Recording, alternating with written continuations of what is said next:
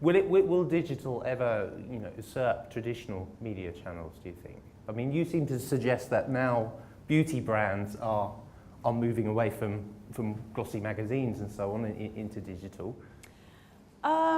It's definitely, it is turning to a degree, but I think you're totally right that it can't just be one strategy.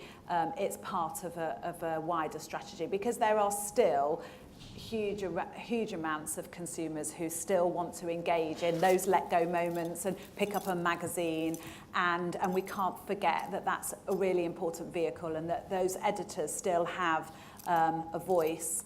So I think it's got to be part of the wider campaign. And the media space is evolving so much, so as in you can't just sort of say traditional media is dead and new media is the only way to go, because there's constantly new media, and TV was dead 5-10 years ago. It was like, TV is dead, everyone's going to move. Actually, TV is back, and cinema's the part that's dying.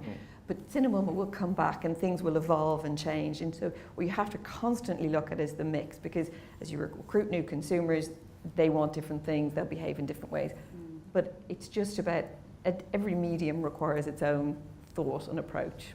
I think marketers have really failed in terms of, over the last 5 years, sort of jumping on the bandwagon and moving. And even our conversation about bloggers, vloggers or journalists, I think actually what you need to do is look at where the customers are going and use wherever it is on the customer journey. And it might be different parts of, for us, when my previous role to Conviviality was with TUI, Exodus Adventure brand.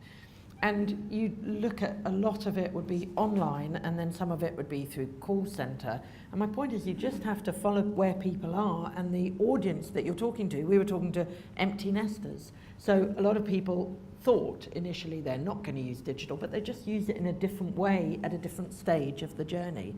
And I feel the same way about bloggers. I think they are writers. Whatever channel they're using will change in the next 5 years, and have changed in the last 5 years.